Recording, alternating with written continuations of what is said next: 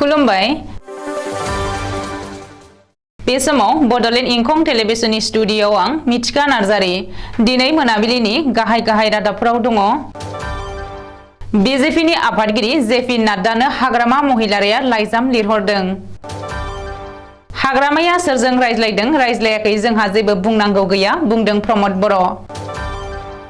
दिनै जुबिन गार्गनि 50थि जोनोम सान गिबि मन्थ्रिया हामलायथि हरदों। डिब्रुगढ़ आरो काछाराव सा 13 मावबादिफोरा आखाइ दैखांदों। काछाराव सानै माद्रासा फोरोंगिरि हमजादों। प्रमद बर'खौ गाज्रि राव बुंनायनिफ्राय गोजानाव थानो रबिन्द्र बसुमतारीनि सांग्रांथि। मसलपुराव पुलिस बिफाना 400थि लाचित दिवसजों लोब्बा लानानै मार्च पास्ट खालामदों। बाक्सानि थमनायाव 30थि बाक्सा जिल्ला खुदिया बिगियान हाबाफारि खुंफुंनो साखाफारा। दानिया फैदो आबुं रादाबाव।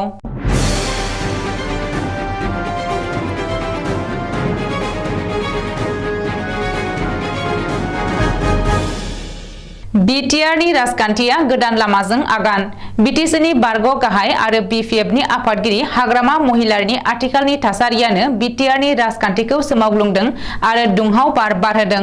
हाग्रामा महिलारिया बिजेपिनि आफादगिरि जेपि नाड्डा आरो मिरु नखर मन्थ्रि अमित शाहनो लाइजाम लिरहरनायनि उनावनो बिटिआरनि राजखान्थिया मावग्लुंदों।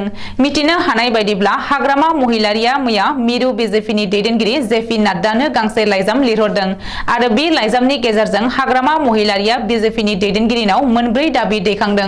फोथायथाव सुलुङाव फोरमायथिनाय बायदिब्ला गोबाव खालामालासे गोख्रैनो बिपिएफ दोलोखौ एनडिएनि बाहागो खालामनाय, बिपिएफनि सासे एमएलएनो आसाम सोरखारनि केबिनेट मन्थ्रि होनो थाखाय हाग्रामाया बिजेपिनि आफादगिरि जेपि नाड्डाखौ लाइजामनि गेजेरजों खावलायहरदों। बेजों लोगोसेनो फैबाय थानाय 2024 मायथाइनि लकसभा बिसायख'थियाव बिपिएफआ गासैबो बियाबाव बिजेपिखौ मदद खालामगोन आरो बिजेपि बिजाथिनि हेंथायै बिजाथि दैखाङा आसाम सोरखारखौ मदद खालामनानै गिबि मन्थ्रि हिमन्त बिश्व शर्मानि आखाइखौ गोख्रोंसिन खालामनो हाग्रामा महिलारिया खोथा हरदों। ओरैहाय हादरनि राजथावनि दिल्लीयाव राजखान्थिनि सानखान्थि सल्भ खालामबाय थानाय समाव हाग्रामा महिलारिखौ मदद खालामनो थाखाय बिपिएफनि सानै एमएलएआ दिल्ली फारसे रावना होनो लाहार फाहार खालामदों। मिथिनो हानाय बायदिब्ला एमएलए दुर्गादास बर' आरो चरण बर'मोनहा हाग्रामा महिलारिखौ मदद खालामहैनो थाखाय दिल्लीयाव थांगोन।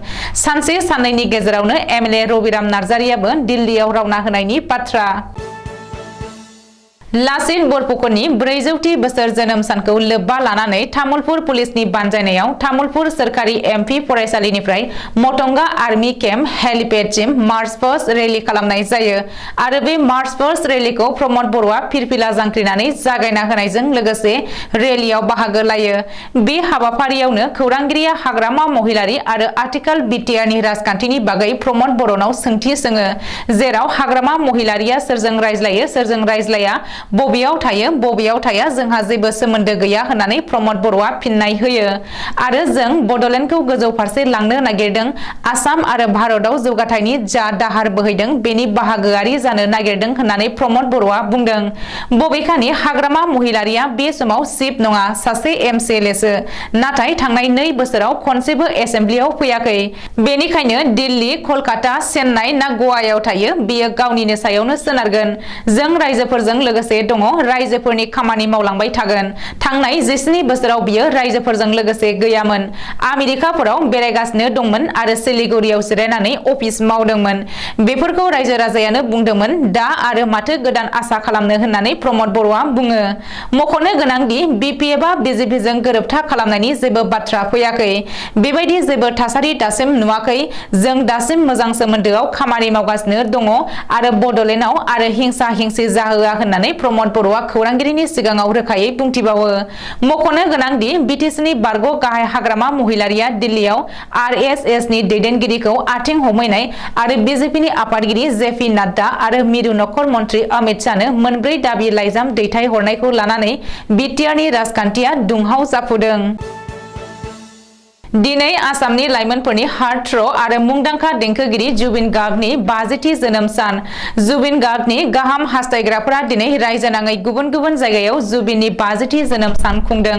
मख'नो गोनांदि जुबिन गार्गनि 50थि जोनोम सानखौ लोब्बा लानानै गिबि मन्त्रि डक्टर हिमन्त बिश्व शर्मायाबो हामलायथि हरदों। गिबि मन्त्रि डक्टर हिमन्त बिश्व शर्माया ससियेल मिडिया फेसबुक आरो टुइटारनि गेजेरजों जुबिन गार्गनो जोनोम साननि हामलायथि हरदों आरो नोंथांनि जोनोम सानाव गोजोन हामबाय हरबाय जुबिन।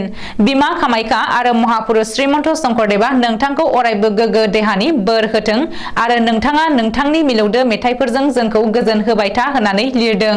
मिथिनो हानाय बायदिब्ला अल आसाम जुबिन गार्ग प्रेस क्लाबनि बानजायनायाव आरो जरहाट जिल्ला जुबिन गार्ग प्रेस क्लाबनि मदद होनायजों जरहाट जिल्ला स्पर्ट्स एसोसिएशननि गेलेग्रा फोथाराव गाजा गोमजायै जुबिन गार्गनि 50थि जोनोम सान खुंदों। बेनि थाखाय रंघरनि महराव गंसे समायना जौसां बानायनाय जादों आरो जुबिन गार्गनि 118 फुट गोजौ सावगारिबो बानायनाय जादों। बेनि अनगायैबो जुबिन गार्ग प्रेस क्लाबा 1992 मायथाइनिफ्राय दासिम फोसावजानाय जुबिन गार्गनि गासैबो मेथाइफोरनि मोनसे दिन्थिफुंसालिनि लाहार फाहार खालामदों। आसामनि गुबुन गुबुन जिल्लायाव सा 13 मावबादिफोरा आखाइ दैखांदों। बृहस्पतिबारखालि सा 13 मावबादिफोरा आसाम पुलिसनि आखायाव गावसोरखौनो गथायदों। डिब्रुगड़ आरो काछार जिल्लायाव लेफ्ट पार्टी CPIMनि दालाय मावबादि उदखारि आफादनि सा 13 सोद्रोमाफोरा आखाइ दैखांदों होननानै आसाम पुलिसनि स्पेसियेल DGP JP सिंहआ फोरमायदों। बबेखानि आखाइ दैखांनाय सा 13 मावबादिफोरा मावबादि दैदेनगिरि अरुण कुमार भट्टाचार्य एबा कांचन दाजों लोगोसे जयै आफादाव खामानि मावदोंमोन होननानै JP सिंहआ फोरमायदों। मख'नो गोनांदि मावबादिनि मिरु आफादनि सोद्रोमा अरुण कुमार भट्टाचार्य एबा कांचन दाखौ थांनाय बोसोराव काछार जिल्लानिफ्राय हमनो हादोंमोन।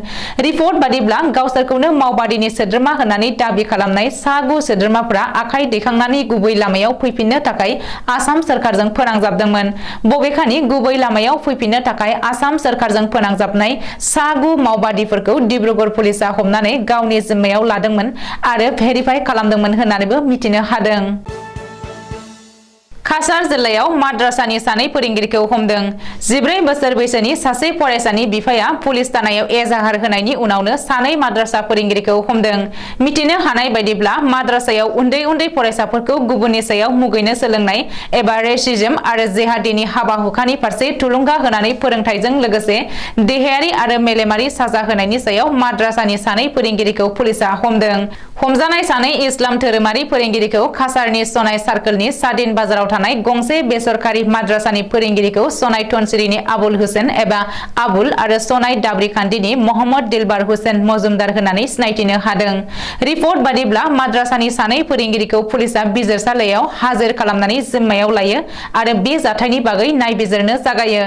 बेनि बागै काछारनि SP नुमल महन्तआ खौरांगिरिनि सिगाङाव फोरमायथिनाय बायदिब्ला सातिन बाजार इस्लामिया माद्रासा एन्ड जातिम खाना माद्रासायाव 14 बोसोर बैसोनि गावनि फिसाज्लाखौ देहायारि आरो मेलेमारि साजा होनायजों लोगोसे जिहादी हाबा हुखानि सायाव फोरोंथाय होगासिनो दं होननानै साहाबा उद्दिन खान मुंनि सासे सुबुङा सनाय पुलिस थानायाव एजाहार होदोंमोन। साहाब उद्दिन खाननि एजाहार होनाय बायदिनो सानै इस्लामिक रिलिजियास फोरोंगिरिखौ काछार पुलिसआ एरेस्ट खालामो। बबेखानि माद्रासायाव फरायसाफोरखौ देहायारि आरो मेलेमारि साजा होनायजों लोगोसे हरनि समाव गाहाय फोरोंगिरिया फरायसाफोरखौ गावनि खथायाव लिंहरनानै जिहादी हाबा हुखानि सायाव थुलुंगायारि बिबुंथि होयोमोन आरो फरायसाफोरखौ फोरोङोमोन होननानै SP नुमल महन्तआ बुंदों। बिटिआरनि गाहाय प्रमद बर'नि हेंथायै गाज्रि राव बाहायनायनिफ्राय गोजानाव थानो सांग्रांथि होदों अदालगुरि जिल्ला UPPLआ। अदालगुरि जिल्ला UPPLनि आफादगिरिया दिनै मोनसे खौरांगिरि मेल खुंनानै BVIखौ बेबायदि सांग्रांथि होदों। मख'नो गोनांदि भटार्स पार्टी इन्टारनेशनेल सुंद'यै BVIनि मिडिया पार्सनेल पबित्र बर'आ मैया हाग्रामा महिलारि BTCनि गाहाय प्रमद बर'नि हेंथायै गोहैलु राव बुंनायनिफ्राय गोजानाव थानांगौ होननानै गोख्रों रावै सोंखारिदों अदालगुरि जिल्ला UPPL दोलोआ। मैया अदालगुरि जिल्लानि नलबारि गेलेग्रा फोथाराव BVIनि आक्रोश रेली हाबाफारियाव बाहागो लानानै खौरांगिरिनि सिगाङाव गोहैलु रावजों हाग्रामा महिलारि आरो प्रमद बर'नि बेरेखायै बुंनानै थगायसुला होनना फोरमायदोंमोन। बिनि फिनजाथाय महरै दिनै अदालगुरि जिल्ला UPPLनि आफादगिरि रबिन्द्र बसुमतारिया खौरां मेलनि गेजेरजों फिनजाथाय होनानै जानला मानला लाजि फोनांजाथाव राव बुंनायनिफ्राय जानगाराव थानो खावलायदों। बाक्सा जिल्ला पुलिस बिफाना आसाम सरकारनि बिथोन बायदियै बीर लाचित बरफुकननि 400थि जोनोम सानखौ आसामनि गुबुन गुबुन जिल्लाफोराव फालिनाय बायदिनो बाक्सानि सदर मसलपुरनि मसलपुर गोजौसिन गेजेर फरायसालिनि गेलेग्रा फोथाराव फालिनायखौ नुनो मोन्दों। लाचित बरफुकननि जोनोम सान फालिनायखौ लोब्बा लानानै दिनैनि गिबि सानाव बाक्सा जिल्ला पुलिस बिफाननि मददजों 22 नं एपि बिएन 10 नं बिएन बाक्सा डिइएफ एसएसबि सिआरपिएफनि फाइकि हानजा आरो Gyanpeeth degree college Nikashi Barama college BB Kishan college जालानि एनसीसीनि फरायसुला फरायसुलिफोर Barama HS school Musalpur HS school JNV Baksa फरायसालिनि फरायसाफोरा मार्च पास्ट दिन्थिफुङो।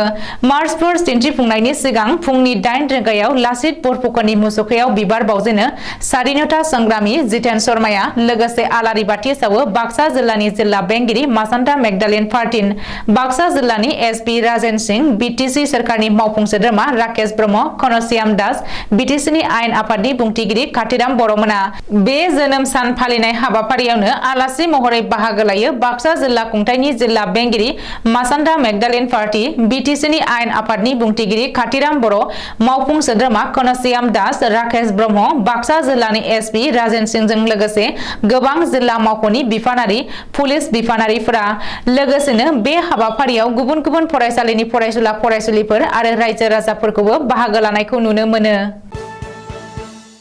आथिखालाव उन्दै खुदियाफोरखौ गोनोखोआरि एबा बिगियान आयदायाव गेबें फोरोंथाय होनो थाखाय आरो हादरनि साफा गोग्गो नोगोरारि दानो थाखाय बाक्सा जिल्ला बर्मानि साइन्स कम्युनिकेटर्स फराम मुंनि मोनसे एनजिअ'आ टमना बिनाफानि गोजौ फरायसालिनि बानजायनायाव हादरारि खुदिया बिगियान फोरबो 2022 खौ फैगौ 21 नभेम्बराव जोबोद गाजा गोमजायै खुंफुंनो लादों। बिनाफानि गोजौ फरायसालियाव जानो गोनां सानसेनि बे हाबाफारियाव नायजाब दिन्थिफुंनाय हाबाफारिखौबो लाफानाय जादों।